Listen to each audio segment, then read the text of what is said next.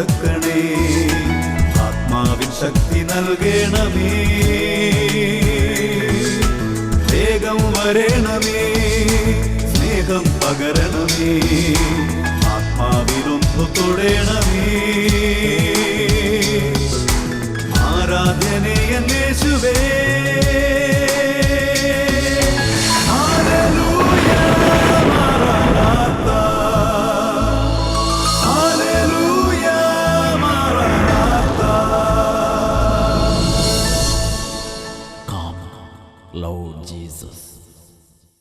Hallelujah, hallelujah. യേശുവേ ആരാധന, യേശുവേ ആരാധന.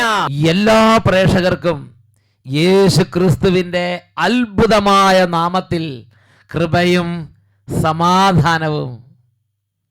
Price the lord, praise the Lord, hallelujah, hallelujah. പ്രിയപ്പെട്ട സഹോദരങ്ങളെ, ഇന്ന് നാം ചിന്തിക്കുന്ന വിഷയമാണ് ഹെബ്രായ ലേഖനം 10-ാം അധ്യായം 23-ാം തിരുലിഖിതം.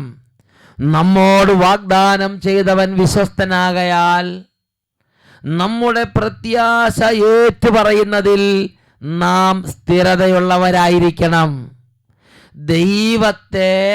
ദൈവത്തിൻ്റെ ശക്തിയെ അവിശ്വസിക്കരുത്. ഇന്ന് ഈ ഒരു വചനത്തെ ഒന്ന് വ്യാഖ്യാനിക്കാൻ പരിശുദ്ധാത്മാവ് നിർബന്ധിക്കുകയാണ്. ഒരു അനുഭവം നിങ്ങൾ ശ്രദ്ധിക്കുക. എൻ്റെ പേര് ആൻ്റണി. ഞാൻ കാരാകുറിച്ചി ഇടവകയിൽ നിന്നാണ് വരുന്നത്. ഞാനിവിടെ ആദ്യത്തെ ദിവസം വരുമ്പോൾ എനിക്ക് ഒരുപാട് വിഷമത്തോടു കൂടിയാണ് ഞാൻ വലിയ ഭാരത്തോടു കൂടിയാണ് ഈ ആൻ്റണി ഇവിടെ ഈ കൺവെൻഷൻ ഗ്രൗണ്ടിലേക്ക് വന്നത്. എൻ്റെ കുടുംബവും കൂടെ വന്നിട്ടുണ്ട്. അപ്പം എൻ്റെ ഒരു വിഷമം എന്ന് പറഞ്ഞു കഴിഞ്ഞാൽ എനിക്ക് ജോലിയില്ലായിരുന്നു, ഞാൻ വിദേശത്തായിരുന്നു, ഒന്നും ഒരു സ്ഥിരതയില്ല എനിക്ക്. അങ്ങനെ ഞാനിപ്പം ഇസ്രായേലിലോട്ട് പോകാൻ വേണ്ടിയിട്ട് ഞാനൊരു ഇൻ്റർവ്യൂ അറ്റൻഡ് ചെയ്തിട്ട് ഒരു 6 മാസത്തിന് മുകളിലായി. പക്ഷേ അതിന് ഒന്നിനും ഒരു എനിക്ക് എംപ്ലോയർ എനിക്ക് കിട്ടുന്നില്ല, എല്ലാത്തിനും എനിക്ക് ഭയങ്കര തടസ്സങ്ങളൊക്കെ ആയിരുന്നു. അങ്ങനെ എനിക്ക് ഇവിടെയാണെങ്കിലും എനിക്ക് ജോലിയില്ല, വരുമാനം ഒന്നുമില്ല. അങ്ങനെ ഞാനിങ്ങനെ ഇവിടെ വിഷമത്തോട് വന്നു കഴിഞ്ഞ് അന്ന് ഞാൻ ഇവിടുന്ന് പോകുമ്പം വളരെ സന്തോഷമായിട്ടാണ് ഞാൻ പോകുന്നത്. രണ്ടാമത്തെ ദിവസം ഞാനിവിടെ വന്ന് ആരാധന സമയത്ത് ഞാനിങ്ങനെ പ്രാർത്ഥിച്ചുകൊണ്ടിരിക്കുമ്പോഴത്തേക്കും ഇവിടെ അത്ഭുതങ്ങളുടെയും രോഗശാന്തികളുടെയും ഒക്കെ കാര്യങ്ങൾ വിളിച്ച് പറയുമ്പം ഞാൻ വളരെ വേദനയോട് ഞാൻ കർത്താവിനോട് പറയുകയാണ്, കർത്താവേ എൻ്റെ കാര്യം മാത്രം എന്തുകൊണ്ട് പറയുന്നില്ല? ഞാൻ വളരെ പ്രത്യാശയോടെയാണ് ഇരിക്കുന്നത്, എൻ്റെ കാര്യം മാത്രം എന്ത് പറയുന്നത്? പക്ഷെ ഇങ്ങനെ പറയുമ്പം എൻ്റെ കണ്ണിൽ നിന്നും അറിയാതെ വെള്ളം വന്നു പോയി. 2 കണ്ണുകളിൽ നിന്ന് കണ്ണുനീർ അങ്ങനെ നിറഞ്ഞൊഴുകിക്കൊണ്ടിരിക്കുകയാണ്. ആ കണ്ണുനീർ വന്ന അതേ നിമിഷത്തിൽ തന്നെ ഇവിടെ ബ്രദർ വിളിച്ച് പറയുകയാണ്, വിദേശത്തോട്ട് പോകുവാനായിട്ട് കാത്തിരിക്കുന്ന, പാസ്പോർട്ടുമായിട്ട് കാത്തിരിക്കുന്ന ഒരു മകന്, ഒരൊറ്റ മകനാണ് പറഞ്ഞു കേട്ടോ, ഒരു മകനെ ആ തടസ്സങ്ങളെടുത്ത് മാറ്റുന്നു എന്ന്. അങ്ങനെ ഞാൻ അടുത്ത ദിവസം ഇവിടെ എൻ്റെ പാസ്പോർട്ടുമായിട്ട് ഞാൻ ഇവിടെ വന്നു. അച്ഛനെ കൊണ്ട് ഞാനത് ഇവിടെ പകല് ഞാൻ വന്ന് വെഞ്ചരിപ്പിച്ചു. രാവിലെ 11:30 വരെയുള്ള പ്രാർത്ഥന സമയത്ത് പാസ്പോർട്ടുമായി വന്നു ബ്ലസ് ചെയ്യിപ്പിച്ചു. അച്ഛനത് വെഞ്ചരിച്ചു കഴിഞ്ഞ് ഞാൻ അതും കൊണ്ട് പോകുമ്പോഴത്തേക്കും എൻ്റെ മനസ്സ് പറഞ്ഞു, ഇനിയുള്ള എല്ലാ ദിവസവും ഈ പാസ്പോർട്ട് ഇവിടെ കൊണ്ടുവരണം, ഇവിടെ വെഞ്ചരിക്കുന്ന ദിവസങ്ങൾ ഇത് ഉയർത്തിപ്പിടിച്ച് ഇത് ചെയ്യണമെന്ന് ഞാൻ വിചാരിച്ചു. ഞാൻ ഈ പാസ്പോർട്ട് ദിവസവും കൊണ്ടുവന്നു. അപ്പോൾ എൻ്റെ ഉള്ളിൽ പറഞ്ഞു, എനിക്കിത് അവസാനത്തെ ദിവസം എനിക്കിത് സാക്ഷ്യം പറയുവാനായിട്ട് കഴിയണം. ഉറപ്പായിട്ടും ഞാൻ അതിൽ വിശ്വസിച്ചു, അത് പറയാൻ കഴിയുമെന്ന് വിശ്വസിച്ചു. അങ്ങനെ ഞാൻ ഇന്നത്തെ ദിവസം എനിക്കൊരു നിരാശ ഉണ്ടായിരുന്നു, നടക്കുമോ ഇല്ലയോ എന്ന്. അങ്ങനെ എങ്കിലും ഞാൻ വിശ്വാസത്തോടു കൂടി തന്നെ ഇവിടെ വന്നു. ഫ്രണ്ടിൽ സീറ്റ് പിടിച്ചു, എൻ്റെ കുടുംബമുണ്ട്. അങ്ങനെ വന്ന് സീറ്റ് പിടിച്ചു. ജപമാല തുടങ്ങി 5ാമത്തെ രഹസ്യം ചൊല്ലുമ്പോഴേക്കും എന്നെ ഏജൻസി വിളിച്ചു, നിൻ്റെ വിസയ്ക്ക് അപ്ലൈ ചെയ്തു. തടസ്സം അങ്ങോട്ട് മാറി. ആകെ 5 ദിവസമാണ് കൺവെൻഷൻ. ആദ്യ ദിവസങ്ങളൊന്നും ഇല്ലായിരുന്നു. 5ാം ദിവസം എനിക്ക് സാക്ഷ്യം പറയണമെന്ന് പറഞ്ഞ് കർത്താവിന് മുമ്പിൽ അങ്ങോട്ട് വിശ്വാസത്തിൻ്റെ പ്രാർത്ഥനകൾ അർപ്പിച്ചു. 5ാം ദിവസം സന്തോഷത്തോടെ സാക്ഷ്യം പറയുകയാണ്. ഉറക്കെ പറഞ്ഞേ ഹല്ലേലൂയ, കൈയടിച്ച് ഗ്ലോറി ഗ്ലോറി. ആനന്ദമേ പരമാനന്ദമേ ഇത് സ്വർഗീയ സന്തോഷമേ, ആനന്ദമേ പരമാനന്ദമേ ഇത് സ്വർഗീയ സന്തോഷമേ. കൈകൾ ഉയർത്തി കൈയടിച്ച് പാർത്തലത്തിൽ സൃഷ്ടികർത്തനവൻ എൻ്റെ ഉള്ളത്തിൽ വന്നതിനാ, ഈ പാർത്തലത്തിൽ സൃഷ്ടികർത്തനവൻ എൻ്റെ ഉള്ളത്തിൽ വന്നതിനാ. ഹല്ലേലൂയ. ഹല്ലേലൂയ. യേശുവേ ആരാധന. യേശുവേ ആരാധന. ഈ നിമിഷങ്ങളിൽ എഴുന്നേറ്റ് നിൽക്കാം. പ്രിയപ്പെട്ട മക്കളെ, ഇത് വെറും ഒരു വചന ശുശ്രൂഷ മാത്രമല്ല, വെറും ഒരു പ്രാർത്ഥന ശുശ്രൂഷ മാത്രമല്ല, ലക്ഷക്കണക്കിന് ആളുകളുടെ കൂട്ടായ്മയിലുള്ള വലിയൊരു ആത്മീയ യുദ്ധമാണ്.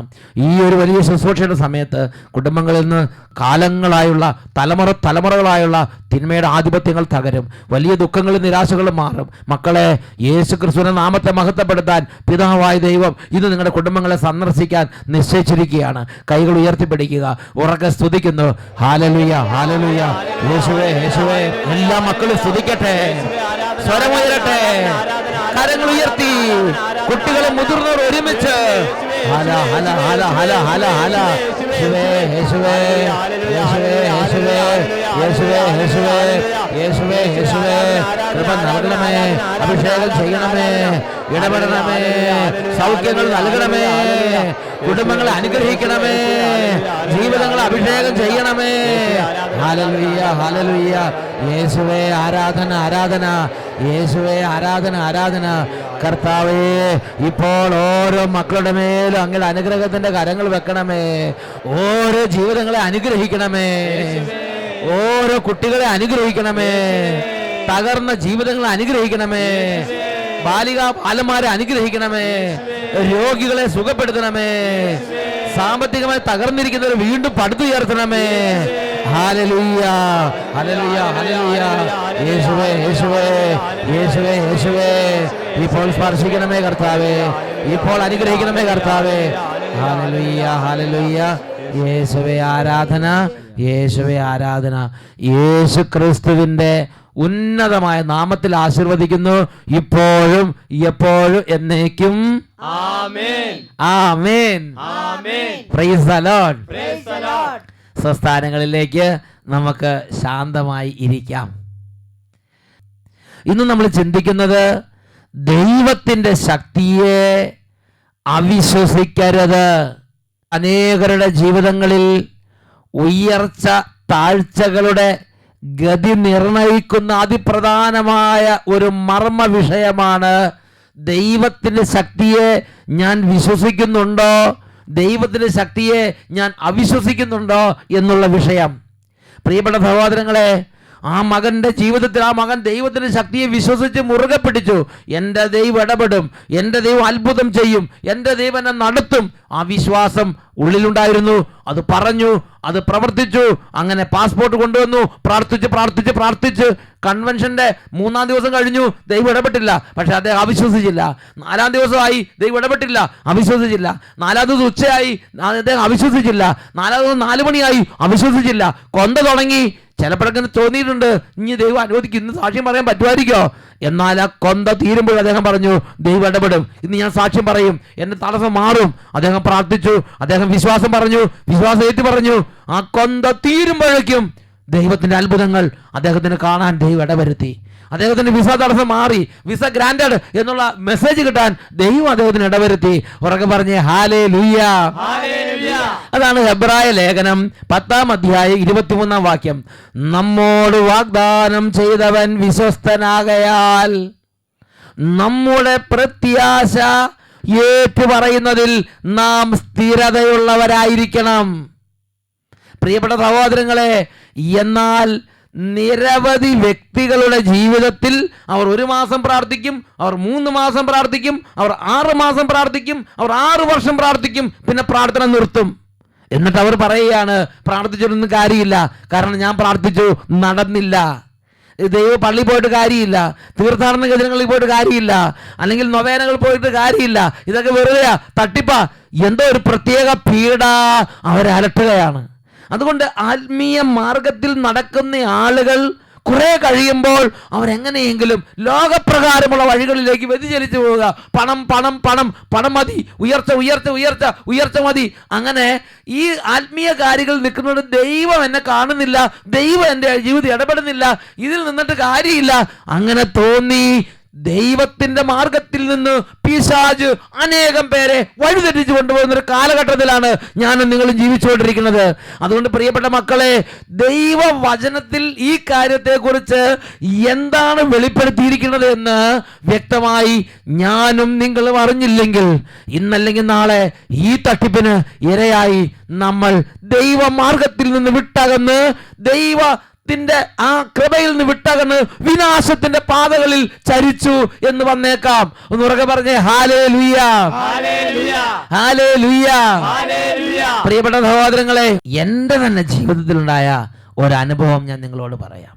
എൻ്റെ ജീവിതത്തിൽ എൻ്റെ ദൈവം എന്നെ ആത്മീയ മണ്ഡലത്തിൽ പ്രാർത്ഥനയിൽ അടുക്കി കൃപയ്ക്ക് മേൽ കൃപ നൽകി ഉയർത്തിയ അതിൻ്റെ ഒരു മർമ്മ രഹസ്യം നിങ്ങളോട് പറയാൻ ഞാൻ ആഗ്രഹിക്കുകയാണ്. വളരെ വർഷങ്ങൾക്ക് മുമ്പ്, ഏതാണ്ട് 1998-99 കാലഘട്ടത്തിൽ അച്ഛൻ 10 ദിവസം നീണ്ടു നിൽക്കുന്ന ഒരു ധ്യാന ശുശ്രൂഷയ്ക്ക് പോവുകയുണ്ടായി. ആ ധ്യാന ശുശ്രൂഷയിൽ വൈദികനായി ഞാൻ മാത്രം, ബാക്കിയുള്ള എല്ലാവരും തന്നെ അൽമായരും സിസ്റ്റേഴ്സുമായിട്ടുള്ള ആളുകളാണ്. അങ്ങനെ 200ഓളം പേരുള്ള ഒരു ധ്യാനം ആരംഭിച്ചു. എല്ലാവരും നല്ല വിധത്തിൽ പ്രാർത്ഥനകളിലേക്ക് പങ്കെടുക്കുകയാണ്. എന്നാൽ പ്രിയപ്പെട്ട സഹോദരങ്ങളെ, ആദ്യത്തെ 2 ദിവസം ഞാൻ വിചാരിച്ചു കുമ്പസാരം കഴിയുമ്പോൾ അനുഭവമാകും. അങ്ങനെ ഓരോ ദിവസം കഴിയുന്നു, പക്ഷേ എനിക്ക് അനുഭവം കിട്ടുന്നില്ല. എൻ്റെ കൂടെയുള്ള എല്ലാവർക്കും അനുഭവം കിട്ടുന്നുണ്ട്, എനിക്ക് അനുഭവം കിട്ടുന്നില്ല. അങ്ങനെ 3-ാം ദിവസം കഴിഞ്ഞു, 5-ാം ദിവസമായി, 6-ാം ദിവസമായി, 7-ാം ദിവസമായി, അങ്ങനെ 8, 9 ഓരോ ദിവസം കഴിഞ്ഞ് ഞാൻ വിചാരിക്കും നാളെ കിട്ടും, നാളെ അനുഭവം, നാളെ. അപ്പോൾ എല്ലാ ദിവസവും വൈകുന്നേരം ആകുമ്പോൾ കൂടെയുള്ള ഒരുപാട് പേര് സ്റ്റേജിൽ കയറി സാക്ഷി പറയുന്നുണ്ട്, ദേ എനിക്ക് ഭാഷാപരം കിട്ടി, ദേ എൻ്റെ ദൈവം എന്നെ ഇടപെട്ടു, എനിക്ക് രോഗശാന്തി കിട്ടി, എനിക്ക് ദർശനവരങ്ങൾ കിട്ടി, എനിക്ക് ഗിഫ്റ്റ് ഓഫ് ഹീലിംഗ് കിട്ടി, എനിക്ക് ഡെലിവറൻസ് ഗിഫ്റ്റ് കിട്ടി. ഇങ്ങനെ ഒരുപാട് പേർക്ക് അവരുടെ അനുഭവങ്ങൾ അവർ സിൻസിയറായി സ്റ്റേജിൽ സാക്ഷ്യപ്പെടുത്തുകയാണ്. ഞാൻ നോക്കുമ്പം എനിക്ക് മാത്രം ഒന്നും കിട്ടുന്നില്ല. ഞാൻ കണ്ണടയ്ക്കുമ്പോൾ ഒരു ഇരുട്ടല്ലാതെ ഒന്നും കാണുന്നില്ല. ഞാൻ ദൈവത്തോട് പറഞ്ഞു, ദൈവം എനിക്ക് എന്തെങ്കിലും തരണം. അവസാനത്തെ 2 ദിവസങ്ങളിൽ മുട്ടിപ്പായി പ്രാർത്ഥിച്ചു. ലാസ്റ്റ് ദിവസമായപ്പോൾ ശരിക്കും ഫാസ്റ്റ് ചെയ്ത് പ്രാർത്ഥിച്ചു. അന്ന് എന്തെങ്കിലും കിട്ടിയേ മതിയാവും എന്ന് പറഞ്ഞ് ശാഠ്യം പിടിച്ച് പ്രാർത്ഥിച്ചു. എങ്ങനെയൊക്കെ പ്രാർത്ഥിക്കാൻ പറഞ്ഞു അതുപോലെ എല്ലാം പ്രാർത്ഥിച്ചു. എന്നിട്ടും 9-ാം ദിവസം ആയിട്ടും എനിക്കൊന്നും ഒരു അനുഭവം കിട്ടുന്നില്ല. അപ്പോൾ അവസാന ദിവസം കർത്താവ്, നാളെ ലാസ്റ്റ് ദിവസം, നാളെ എന്തെങ്കിലും തരാതെ വിടരുത്. അപ്പോൾ ഒരു അനൗൺസ്മെന്റ് ഉണ്ടായി, നാളെ ഇനി ഒരു അച്ഛൻ വന്ന് അഭിഷേക പ്രാർത്ഥന നടത്തുന്നുണ്ട് എന്നൊരു അറിയിപ്പുണ്ടായി. അപ്പം എനിക്ക് മനസ്സിലായി ആ അച്ഛൻ വളരെ വിശുദ്ധനായ അച്ഛനാണ്, ആ അച്ഛൻ തൊട്ട് അനുഗ്രഹം കിട്ടും ഉറപ്പ്. അങ്ങനെ പ്രതീക്ഷിച്ചിരുന്നു. അങ്ങനെ 10-ാം ദിവസം രാത്രി അഭിഷേക പ്രാർത്ഥനയ്ക്ക് ആ വിശുദ്ധനായ അച്ഛൻ വന്നു. അഭിഷേക പ്രാർത്ഥന കഴിഞ്ഞു. എല്ലാവരും അഭിഷേകം കൊണ്ട്, ശക്തി കൊണ്ട്, ദൈവത്തിൻ്റെ ഇടപെടലുകൊണ്ട് നിറഞ്ഞു. എനിക്ക് മാത്രം ഒന്നും കിട്ടിയില്ല. ഞാൻ അന്ന് കർത്താവിനോട് ആ അവസാന ദിവസം ഒന്നും കിട്ടില്ലെന്ന് മനസ്സിലായപ്പോൾ ഞാൻ ഇങ്ങനെ പറഞ്ഞു, ഒരു ഭാഷാവരെങ്കിലും തന്ന് എന്നെ അനുഗ്രഹിക്കണം. എന്നിട്ടും ലാസ്റ്റായിട്ട് എനിക്ക് ഹല്ലേലൂയ പോലും ശരിക്കും പറയാൻ കിട്ടുന്നില്ല. അങ്ങനെ നിരാശനായിരിക്കുകയാണ്. തിരിച്ചു പോരുമ്പോൾ എൻ്റെ മനസ്സിൽ പിശാച് ചിന്ത വെക്കുകയാണ്. എന്താ ചിന്ത എന്നറിയോ? 10 ദിവസം പോയി ഇരുന്നിട്ട് എന്ത് കിട്ടി? 10 ദിവസം വെറുതെ കളഞ്ഞ്. ആ 10 ദിവസം അവിടെ ഇരുന്ന് ബൈബിൾ പഠിക്കാറുണ്ട്, കുറച്ച് ഇതിനേക്കാൾ നന്നായിട്ട് ബൈബിൾ പഠിക്കാറുണ്ട്. ഇങ്ങനത്തെ എതിർ ചിന്തകൾ പിശാചിൻ്റെ ഹൃദയത്തിലേക്ക് കൊണ്ടുവരികയാണ്. എന്തിനാ ഞാൻ പോയത്? അവിടെ എന്താ ഉണ്ടായത്? എനിക്ക് എന്ത് കിട്ടി? ഇങ്ങനെ ഒരു പ്രത്യേക തരത്തിലുള്ള എതിർപ്പിൻ്റെ ചിന്തകൾ, ഒരു പ്രത്യേക തരത്തിലുള്ള വിമത ചിന്തകൾ. എന്താ, ഞാൻ വൈദികനല്ലായിരുന്നു, വൈദികനായിട്ട് ഞാൻ മാത്രമേ ഉണ്ടായിരുന്നുള്ളൂ, എന്തുകൊണ്ട് ദൈവം എന്നെ അനുഗ്രഹിക്കാതെ പോയി? ഞാൻ വലിയ പാപമൊന്നും ചെയ്യുന്നില്ലല്ലോ. ഞാൻ ചെറുപ്പം തൊട്ട് മിഷൻ ലീഗിലും CSCയിലും ഞാൻ അല്ലെങ്കിൽ ചെറുപ്പം തൊട്ട് ദൈവത്തിൻ്റെ കാര്യങ്ങൾ മുഴുകിയിരുന്ന ആളല്ലേ, ഞാൻ ദൈവത്തിനോട് ജീവിതം അർപ്പിച്ച ആളല്ലേ, എന്തുകൊണ്ട് ദൈവം എനിക്കൊന്നും തന്നില്ല? ഇങ്ങനെ ദൈവത്തെ ചോദ്യം ചെയ്യാൻ എന്നെ നിർബന്ധിക്കുന്ന വിധമുള്ള ചിന്തകളും വിചാരങ്ങളും മനസ്സിലേക്ക് വരികയാണ്. പ്രിയപ്പെട്ട സഹോദരങ്ങളെ, ഇത് കർത്താവിൻ്റെ വചനങ്ങളിലും കർത്താവിൻ്റെ ശുശ്രൂഷകളിലും കർത്താവിൻ്റെ വഴികളിലും നടക്കുന്ന അനേകം ജീവിതങ്ങളെ തകർക്കാൻ സാത്താൻ വിതയ്ക്കുന്ന സാത്താൻ്റെ കൗശലമാണ് എന്ന് ഞാൻ നിങ്ങൾ തിരിച്ചറിയണം. അന്ന് എനിക്ക് അറിവില്ലായിരുന്നെങ്കിലും എന്തോ ഒരു സുഹൃതം കൊണ്ട്, എന്തോ ഒരു നന്മ കൊണ്ട് ഞാൻ അന്ന് ഒരിക്കൽ പോലും ദൈവത്തിനെതിരെ ചിന്തിച്ചില്ല. ഞാൻ പറഞ്ഞു, എനിക്ക് ദൈവം എന്നെ അച്ഛനാക്കില്ല, അത് മതി, വേറെ എനിക്ക് ഒന്നും കിട്ടിയില്ലെങ്കിലും കുഴപ്പമില്ല, ഞാനൊരു ദൈവത്തെ ഇനി സ്നേഹിക്കുമെന്ന് പറഞ്ഞ് അട്ടപ്പാടിയിൽ ഇങ്ങനെ പോന്ന് എന്നെ 2 പള്ളിയുടെ വികാരിയായി ഞാൻ പിന്നെ ശുശ്രൂഷ ചെയ്യാൻ തുടങ്ങി. പ്രിയപ്പെട്ട സഹോദരങ്ങളെ, എന്നാൽ ഞാൻ എൻ്റെ ഇടവകയിൽ വന്ന് ശുശ്രൂഷ, ഓരോ വീട് വെഞ്ചരിക്കാനും ഓരോ പ്രാർത്ഥന, ഇടവക വികാരി എന്നുള്ള പ്രാർത്ഥന, അവിടെ എല്ലാം ഈശോ കൂടെ നിന്ന് അത്ഭുതങ്ങൾ ചെയ്യുന്ന കാഴ്ചയാണ് പിന്നീട് ഇങ്ങോട്ട് ഇന്ന് വരെ എനിക്ക് കാണാൻ സാധിച്ചിട്ടുള്ളത്. പിന്നെ ഒരു സെക്കൻഡ് ഒരു തരി താഴ്ത്തിക്ക് പുറകോട്ട് പോയ അനുഭവം എനിക്കുണ്ടായിട്ടില്ല സഹോദരങ്ങളെ. അടിക്കടി കൃപയ്ക്ക് മേൽ കൃപ, അഭിഷേകത്തിന് മേൽ അഭിഷേകം, ശക്തിക്ക് മേൽ ശക്തി, അനുഗ്രഹത്തിന് മേൽ അനുഗ്രഹം തന്ന് ദൈവനെ അനുഗ്രഹിക്കുന്ന ഒരു സംഭവമാണ് എൻ്റെ ജീവിതത്തിൽ പിന്നീട് എനിക്ക് കാണാൻ സാധിച്ചിട്ടുള്ളത്. ഒന്ന് ഉറക്കെ പറയാ ഹല്ലേലൂയ. എന്നാൽ സാത്താൻ എന്താ പറഞ്ഞത്? എന്താ കിട്ടിയത്? എന്തുണ്ടായി? എന്തിനു പോയി? എവിടെ എന്തായിരുന്നു? ഇങ്ങനെ ദൈവത്തെ സംശയിക്കാൻ, ദൈവത്തിന്റെ ശക്തിയെ സംശയിക്കാൻ, ദൈവത്തിന്റെ സ്നേഹത്തെ സംശയിക്കാൻ, ദൈവത്തെ അവിശ്വസിക്കാൻ എന്നെ നിർബന്ധിക്കുന്ന സാത്താന്യ പീഡ എന്നെ അലട്ടിക്കൊണ്ടിരുന്നു. പ്രിയപ്പെട്ട ദൈവമക്കളെ, ഇന്ന് നിങ്ങൾ ഓരോരുത്തരും ആ സാത്താന്യ പീഡയ്ക്ക് അടിമപ്പെട്ടാൽ നമ്മുടെ ജീവിതങ്ങളിലേക്ക് വരാനിരിക്കുന്ന കഷ്ടത ചിന്തിച്ചാലും മനസ്സിലാക്കാൻ പറ്റാത്ത വിധത്തിലുള്ള വലിയ കഷ്ടതയും തകർച്ചയും വിളിച്ചു വരുത്തുന്നതാണ് ദൈവത്തിന്റെ വലിയ ശക്തിയെ അവിശ്വസിക്കുന്ന സാത്താന്യ പീഡ വഴി നമ്മുടെ കുടുംബത്തിലും ജീവിതത്തിലും ഉണ്ടാകാൻ പോകുന്നത്. അതിനൊരു ഉദാഹരണമാണ് സംഖ്യയുടെ പുസ്തകം 14 അധ്യായം 26 മുതൽ 38 വരെയുള്ള തിരുലിഖിതങ്ങളിൽ നാം കാണുന്നത്. അവിടെ കാനാൻ ദേശം ചാര നിരീക്ഷണത്തിന് പോയി തിരിച്ചു വന്ന 40 ജനനേതാക്കന്മാരുടെ ജീവിതങ്ങളിലെ എങ്ങനെയാണ് അവർക്ക് അനുഗ്രഹവും ശാപവും നാശവും ഉണ്ടായത് എന്നാണ് വിവരിക്കുന്നത്. 40 നേതാക്കന്മാരെ ദേശ നിരീക്ഷണത്തിന് വേണ്ടി മോശപ്രവാചകൻ പറഞ്ഞയച്ചു. അവർ തിരിച്ചു വന്നു. അവര് ആ ജെറിക്കോ ദേശം ഒറ്റുനോക്കാൻ പോയിട്ട് അവർ തിരിച്ചു വന്നപ്പോൾ അതിൽ 2 പേരൊഴികെ 38 പേരും ആ ദേശത്തെ മല്ലന്മാരെ കുറിച്ചും ആ ദേശത്ത് വരുന്ന പ്രതികൂലത്തെ ഞങ്ങൾ അവരുടെ വിട്ടിലുകളെ പോലെ ആയിരുന്നു, അവർ നമ്മൾ വിഴുങ്ങിക്കളയും, ഇങ്ങനെ ഒരുപാട് തരത്തിൽ ആ കാര്യങ്ങൾ പർവ്വതീകരിച്ച് പറഞ്ഞു. എന്നാൽ ജോഷുവയും കാലബും പറഞ്ഞു, ആ ദേശം ദൈവം നമുക്ക് തന്നിരിക്കുന്നു, അവർ നമുക്ക് ഇരകളാണ്, നമുക്ക് ഇപ്പൊ തന്നെ പോയി കീഴടക്കാം, അത് നമ്മുടെ സ്വന്തം രാജ്യം, നമുക്ക് ദൈവം തന്ന സ്ഥലം, ഇപ്പൊ തന്നെ പോകാം, നമുക്ക് കീഴടക്കാൻ പറ്റും. ഇങ്ങനെയുള്ള ദൈവത്തിലുള്ള പ്രത്യാശ അവർ ഏറ്റുപറഞ്ഞു. ദൈവത്തിലുള്ള പ്രത്യാശ ഏറ്റുപറയുന്നവർ സ്ഥിരതയുള്ളവരായിരുന്നു. മറ്റുള്ളവർ ഭയത്തിന്റെ ചിന്ത, അവിശ്വാസത്തിന്റെ ചിന്ത, പരിഭ്രമത്തിന്റെ ചിന്ത, ദൈവത്തിന്റെ ശക്തിയെ അവിശ്വസിക്കുന്ന ചിന്തകൾ മറ്റുള്ള 38 പേരും പറഞ്ഞു. ജനം മുഴുവൻ പര്യാകുലരായി. ജനം മുഴുവൻ രാത്രി മുഴുവൻ ഉറക്കം നിലവിളിച്ചു. ആ കഥയെല്ലാം 14 അധ്യായം രേഖപ്പെടുത്തിയിട്ടുണ്ട്. പ്രിയപ്പെട്ട സഹോദരങ്ങളെ, അവർ ദൈവത്തിനും മോശയ്ക്കും എതിരായി പിറുപിറുത്തു. 14 അധ്യായത്തിൽ അവർ പറയുന്നത് എങ്ങനെയാണ്? 1 മുതൽ 3 വരെ തിരുലിഖിതങ്ങൾ. മോശയ്ക്കും അഹ്റോനും എതിരെ അവർ പിറുപിറുത്തു. അവർ പറഞ്ഞു, ഈജിപ്തിൽ വെച്ച് ഞങ്ങൾ മരിച്ചിരുന്നെങ്കിൽ, ഈ മരുഭൂമിയിൽ വെച്ച് ഞങ്ങൾ മരിച്ചിരുന്നെങ്കിൽ, വാളിനിരയാകാൻ കർത്താവ് ഞങ്ങൾ ഈ ദേശത്തേക്ക് കൊണ്ടുവന്നത് എന്തിന്? ഞങ്ങളുടെ ഭാര്യമാരും കുഞ്ഞുങ്ങളും ശത്രുക്കൾക്ക് ഇരയായി തീരുമല്ലോ. ഈജിപ്തിലേക്ക് തിരികെ പോകുന്നല്ലേ നല്ലത്. ഇങ്ങനെ കർത്താവ് നിയമിച്ച മോശപ്രവാചകനൊക്കെ എതിരായിട്ട് പിറുപിറുക്കുന്നതും സംശയിക്കുന്നതുമായ ഒരു ജനവിഭാഗത്തെയാണ് പിന്നെ നമ്മൾ അവിടെ കാണുന്നത്. പ്രിയപ്പെട്ട സഹോദരങ്ങളെ, ആ പിറുപിറുപ്പ് അതിര് കടന്നു.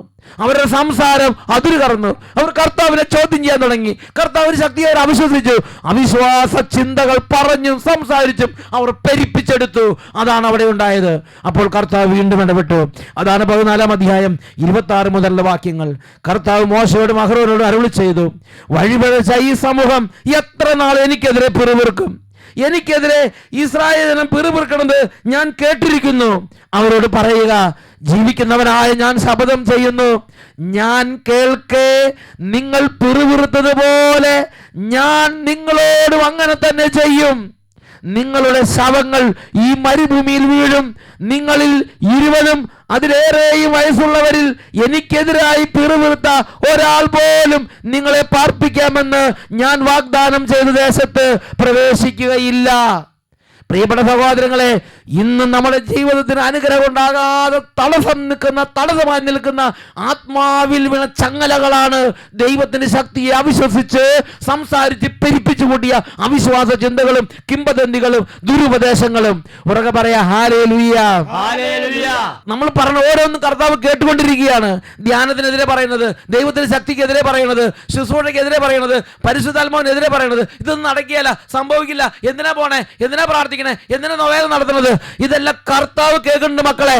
കർത്താവ് എന്നിട്ട് പറയാണ്, ഇവര് എനിക്കെതിരെ എങ്ങനെയൊക്കെ പിറുപിറുത്തു അതുപോലെ തന്നെ ഞാൻ ഇവരോട് ചെയ്യും. വീണ്ടും വചനം പഠിപ്പിക്കുകയാണ്. സംഖ്യയുടെ പുസ്തകം 14 അധ്യായം 31 മുതൽ 34 വരെ വാക്യങ്ങൾ.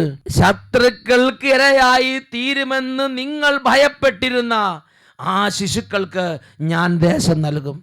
നിങ്ങൾ തിരസ്കരിച്ച ആ ദേശം അവർ അനുഭവിക്കും. നിങ്ങളുടെ ശവങ്ങൾ ഈ മരുഭൂമിയിൽ വീഴും. നിങ്ങളിൽ അവസാനത്തെ ആൾ ഈ മരുഭൂമിയിൽ വീഴുന്നത് വരെ നിങ്ങളുടെ അവിശ്വസ്തതയ്ക്ക് പ്രായശ്ചിത്തം ചെയ്തുകൊണ്ട് നിങ്ങളുടെ മക്കൾ 40 വർഷം ഈ മരുഭൂമിയിൽ നാടോടികളായി അലഞ്ഞു തിരിയും.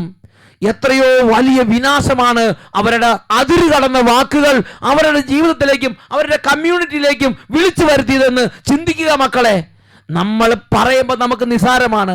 വായിക്ക് വന്നത് കോതയ്ക്ക് പാട്ട് എന്നതുപോലെ ദൈവത്തെക്കുറിച്ചും ദൈവത്തിന്റെ ശക്തിയെക്കുറിച്ചും ദൈവത്തിന്റെ സംവിധാനത്തെക്കുറിച്ചും വായിക്ക് വരുന്നത് പോലെ പറയരുത് മക്കളെ. അതിര് കടന്ന് സംസാരിക്കരുത്. ആകാശത്തിന് കൊമ്പ് ഉയർത്തരുത്. ദൈവത്തിനെതിരെ പിറുപിറുക്കരുത്. ദൈവത്തിന്റെ വചനം നമുക്ക് മുന്നറിയിപ്പ് നൽകുകയാണ്. അവിടുത്തെ അത്ഭുതമായ ശക്തിയെ നീ അവിശ്വസിക്കരുത്, നീ അവിശ്വസിക്കരുത്. എന്നാൽ ഇസ്രായേൽ ജനം അവിശ്വസിച്ചു എന്ന് മാത്രമല്ല, ആ ശക്തിക്കെതിരെയും ദൈവത്തിന്റെ പദ്ധതിക്കെതിരെയും അവർക്ക് വായി തോന്നിയതെല്ലാം പിറുപിറുത്ത് അവർ പർവ്വതീകരിച്ച്. പ്രിയപ്പെട്ട സഹോദരങ്ങളെ, അതുകൊണ്ട് ദൈവം വീണ്ടും 34-35 വാക്യങ്ങളിൽ പറയുകയാണ്, 40 ദിവസം നിങ്ങൾ ആ ദേശം രഹസ്യ നിരീക്ഷണം നടത്തി. ഒരു ദിവസത്തിന് 1 വർഷം വീതം 40 വർഷത്തേക്ക് നിങ്ങളുടെ അകൃത്യത്തിന് നിങ്ങൾ പ്രായശ്ചിത്തം ചെയ്യണം. എന്നോട് കാട്ടിയ അവിശ്വസ്തതയുടെ രൂക്ഷത അങ്ങനെ നിങ്ങൾ അറിയും. ഇന്ന് നമുക്ക് അതിനെക്കുറിച്ച് ഗൗരവം തോന്നുന്നില്ല.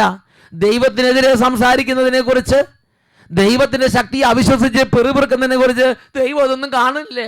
ദൈവം എന്താ ഇടപെടാത്തത്? ദൈവം എവിടെ?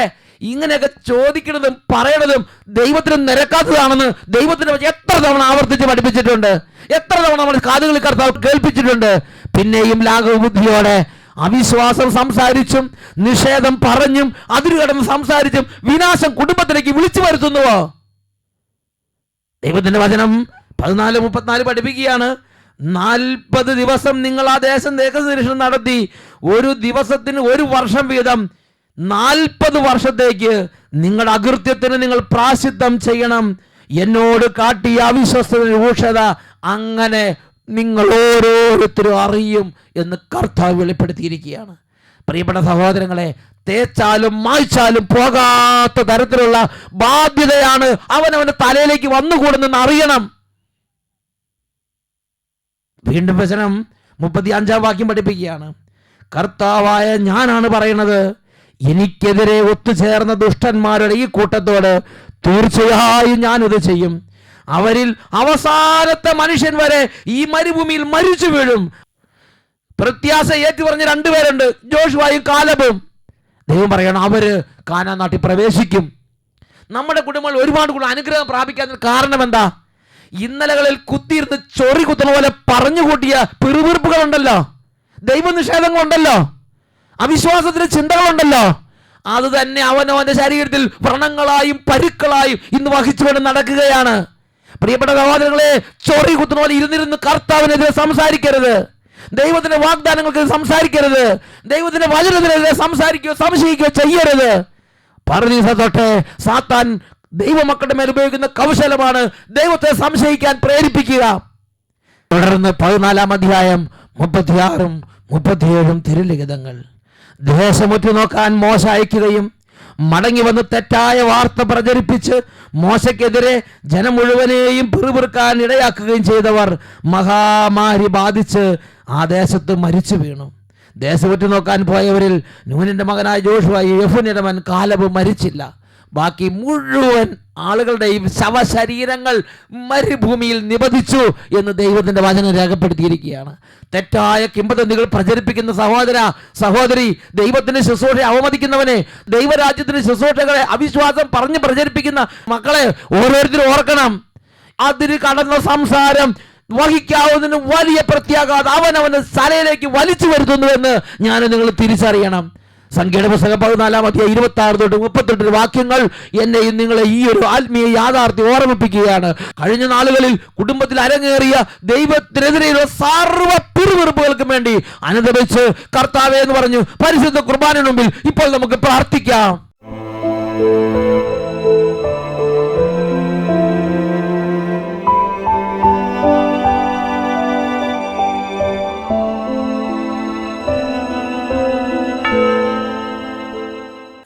ഹല്ലേലൂയ. ഹല്ലേലൂയ. ഈ നിമിഷങ്ങളിൽ നമ്മുടെ ഹൃദയത്തിന്റെ എല്ലാ ശൂന്യതകളും നിറയാൻ ദൈവമായ കർത്താവിന്റെ സന്നിധിയിലേക്ക് നമ്മുടെ ഹൃദയം സമർപ്പിക്കാം. 2 കരങ്ങൾ ഉയർത്തി, ദൈവമേ ഇപ്പോൾ അങ്ങയുടെ സ്നേഹം കൊണ്ട് നിറയ്ക്കണമേ, ആത്മാവിനാൽ നിറയ്ക്കണമേ. കരങ്ങൾ ഉയർത്തി ഉറക്കെ സ്തുതിക്കുന്നു. ഹല്ലേലൂയ, ഹല്ലേലൂയ, ഹല്ലേലൂയ, ഹല്ലേലൂയ. ആത്മാവാ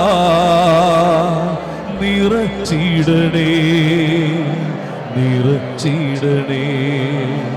സമുദ്രം ജലത്താൽ കവിഞ്ഞിടും പോലെ കർത്താവേ ജ്ഞാനത്താ നിറച്ചിടണേ, നിറച്ചിടണേ, നിറച്ചിടണേ, നിറച്ചിടണേ.